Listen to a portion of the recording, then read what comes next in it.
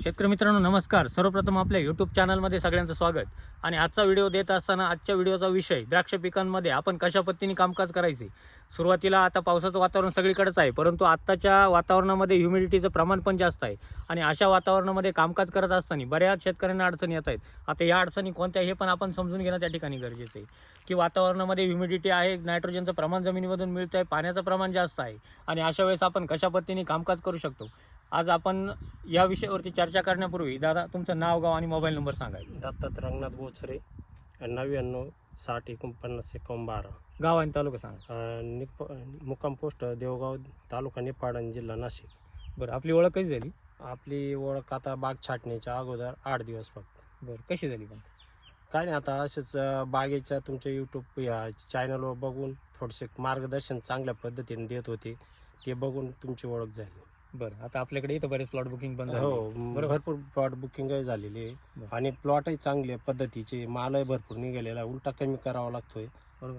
आता तुमच्या तुलनेमध्ये बाकीच्यांचे पण प्लॉट छाटलेले असतील. हो, ते याच्यात काही बदल आहे का? अगोदर 4 दिवस ज्यांचे प्लॉट छाटलेले त्यांच्या अगोदर नंतर छाटून सुद्धा आमची पेस्ट आणि घडाची पोच सुद्धा चांगल्या पद्धतीची.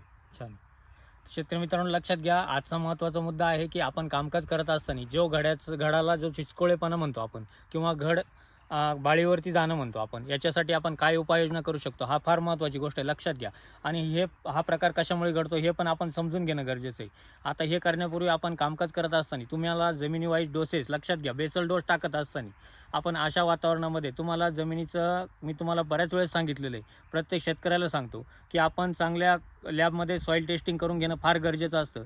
आपल्या जमिनीमध्ये नायट्रोजनचं प्रमाण असेल, हवेमधील नायट्रोजनचं प्रमाण असेल, त्याच्यामध्ये तुमचं अमोनिकल नायट्रोजन असेल किंवा नायट्रेट नायट्रोजन असेल, तुमच्याकडे अमोनिकल नायट्रोजन कमी असेल तर आपण स्प्रे मार्फत देऊ शकतो, लक्षात घ्या.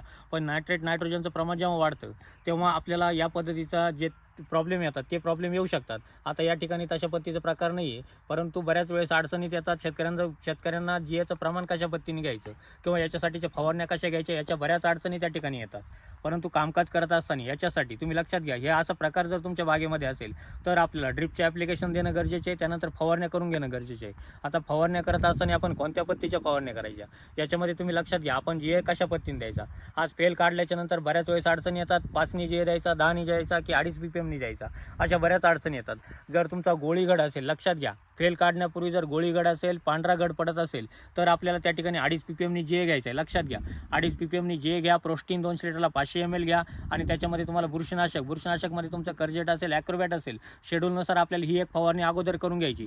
पण याची स्थिती लक्षात घ्या, स्थिती ही तुमची गोळीगड असेल किंवा पांढरा गड होत असेल तरचा हा विषय आहे. नाहीतर तुम्हाला रेग्युलर फवारण्या ज्या आलेल्या असतात त्याच्यानुसारच फवारण्या करायच्या आहे. त्यानंतर फेल झाल्याच्या नंतर आपण फवारण्या करत असताना चिचकोळे गड असतील तर आपल्याला सर्वसाधारणपणे पहिला स्प्रे घेत असताना तुम्हाला 5 ppm पहिला जीएचा स्प्रे घ्यायचा आहे, लक्षात घ्या. 5 ppm जीएचा स्प्रे घ्यायचा आहे. त्याच्यामध्ये मॅग्नेशियम सल्फेट 500 ग्रॅम घ्यायचं आहे आणि चांगल्या क्वालिटीचं सीवीड, लक्षात घ्या, चांगल्या क्वालिटीचं सीवीड घ्यायचं आहे 250 ml 200 लिटर पाण्याला. ही एक फवारणी आपल्यासाठी फार महत्त्वाची राहील. कुठल्याही पद्धतीचा चिचकोळेपणा तुमच्याकडे राहणार नाही आणि चांगल्या क्वालिटीचा त्या ठिकाणी घड तुमचा तयार होईल. गडाला कलर आपल्याला चांगला आला पाहिजे. जो आपण म्हणतो की सफेद घड पडणं हा प्रकार आपल्यासाठी कमी झाला पाहिजे, शेंड्यावरती घड जायला नको. याच्यानंतरची फवारणी लक्षात घ्या. याच्यानंतरची फवारणी देत असताना आपल्याला परत एकदा मॅग्नेशियम सल्फेट 500 ग्रॅम, लक्षात घ्या, मॅग्नेशियम सल्फेट 500 ग्रॅम 0-60-20 500 ग्रॅम ही एक फवारणी आपल्यासाठी महत्त्वाची राहील. त्याच्यामध्ये तुम्हाला तिसरी फवारणी घेत असताना तुम्हाला परत 5 ppm जे घ्यायचं आहे. त्याच्यामध्ये सिकेएस कॅल्शियम 500 मिली, लक्षात घ्या, सिकेएस कॅल्शियम 500 मिली 5 ppm जी आणि त्याच्यामध्ये तुम्हाला बुरशीनाशक तुम्ही कॉन्टॅक्ट फंगिसाईडमध्ये एन्ट्रॉकल घेऊ शकता. या पद्धतीची जर तुम्ही फवारणी करून घेतल्या तर तुम्हाला त्याच्यापासून व्यवस्थित नियोजन करता येईल. तुम्हाला जे कॅल्शियमचं प्रमाण म्हणतो मग त्याच्यामध्ये तुम्ही ZNB वापरत असाल, कॅल्शियम ऑक्साईड वापरत असाल तरी तुम्हाला त्याची अडचण नाही, परंतु याचा वापर आपल्याला फेलच्या पूर्वीसुद्धा एक स्प्रे काढून घेणं गरजेचं राहील, लक्षात घ्या. जर अशी स्थिती असेल तर नक्कीच करून घ्या. त्यानंतर ड्रिपचे ॲप्लिकेशन देत असताना तुम्हाला जमिनीनुसार, ज्या जमिनीमध्ये नायट्रोजन जास्त आहे, लक्षात घ्या, त्यामध्ये तुम्हाला डोसेस दिलेले असतात, त्यानुसार डोसेस देऊन घ्या. तुमचं पोटॅशियम शोनाईट असेल 0050 असेल, हे आपण सॉईल टेस्टिंगनुसार आपण प्रत्येक शेतकऱ्याला दिलेले असतात, त्याच्यानुसार तुम्हाला नियोजन करायचं असतं, हे लक्षात घ्या.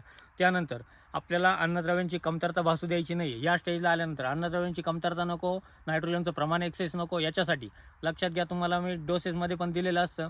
मॅग्नेशियम सल्फेट असेल, अल्बर्ट सोल्युशन, आपण जिथं पोटॅशचं प्रमाण जास्त आहे त्या ठिकाणी आपण अल्बर्ट सोल्युशन दिलेलं आहे, परंतु हे जमिनी वाईज द्या. तुम्ही नुसतं शेड्यूल आलेलं आहे म्हणून शेड्यूलचं काम करू नका. वातावरणानुसार फोनवरती कॉन्टॅक्ट करत चला, जेणेकरून आपल्याला त्याच्यामध्ये चेंजेस करता येतील, चांगल्या पद्धतीचं कामकाज करता येईल, प्रत्येक शेतकऱ्याला याची माहिती चांगली मिळत जाईल. तर शेतकरी मित्रांनो काय करा, याच पद्धतीने नियोजन करा. आणि आजही तुम्ही बघितलं तर शेंडा आणि घड एक सारखा दिसेल तुम्हाला. माल पण भरपूर प्रमाणात आहे, कुठली अडचण त्या ठिकाणी नाही. बराचसा माल आज जवळजवळ जर बघितलं तर प्रत्येक ठिकाणी तुम्ही बघा, प्रत्येक शेंड्यावरती तुम्हाला घड दिसेल, शेंडाही तुम्हाला चांगल्या पद्धतीचं होईल. याच्यानंतर आपण फेलनंतर आता याच्यासाठी आपण डोसेस पण दिलेले, ते डोस पण मी तुम्हाला सांगतो. जर तुमच्या जमिनीमध्ये फॉस्फरस लेवल, पोटॅश लेवल चांगल्या पद्धतीचे असेल, नायट्रोजन लेवल थोड्या बहुत प्रमाणात कमी असेल, तर आपल्याला यारामीला कॉम्प्लेक्स एकरी 25 किलो, लक्षात घ्या. तुम्हाला पहिला डोस आलेला आहे, अल्बर्ट सोल्युशन एकरी 2 किलो, त्याच्यामध्ये नायजेल 1 किलो, या प्रमाणात एक पहिला डोस आलेला आहे. त्याच्यानंतर दुसरा डोस एक 4 ते 5 दिवसाच्या अंतराने तुम्हाला द्यायचा आहे.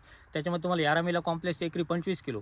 आता हा डोस झाल्याच्यानंतर बऱ्याच ठिकाणी तुम्हाला शेंडा जास्त प्रमाणात वाटेल, आपला शेंडा होतोय 7-8 पानाच्या वरती निघालेला आहे.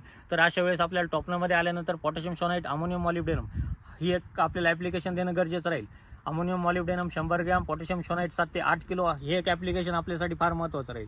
हे देता असताना आपल्याला मुळीकडे लक्ष देणं पण फार गरजेचं आहे. आपली चुनखडीयुक्त जमीन असेल तर आपल्याला त्यामध्ये जे आपण ट्रीटमेंट दिलेली, तुमची फॉस्फरिक ॲसिडची ट्रीटमेंट असेल, सल्फ्युरिक ॲसिडची असेल, किंवा नियोजनबद्ध तुमची ॲमिनोफुल्विक सिविडची ट्रीटमेंट असेल, ही आपल्याला वेळोवेळी व्यवस्थित पद्धतीने करून घेणं गरजेची आहे. DF सोल्युशनची ट्रीटमेंट असेल, ही ट्रीटमेंट प्रत्येक शेड्यूलनुसार आपल्याला करून घ्यायची आणि याच पद्धतीचे नियोजन करायचे. तुम्हाला देवगावमध्ये तुम्हाला आपण मागच्या वेळेस व्हिडिओ दिला होता, दुसऱ्या प्लॉटमध्ये होता तो, सुधाकरचा माल होता. अतिशय सुंदर प्लॉट आहे. आज फ्लॉवरिंगमध्ये प्लॉट आलेला आहे, पावसाचं वातावरण आहे, तरी पण प्लॉट चांगला आहे. तर शेतकरी मित्रांनो लक्षात घ्या, कामकाज करत असताना नियोजन जर व्यवस्थित केलं तर कुठली अडचण त्या ठिकाणी येणार नाही.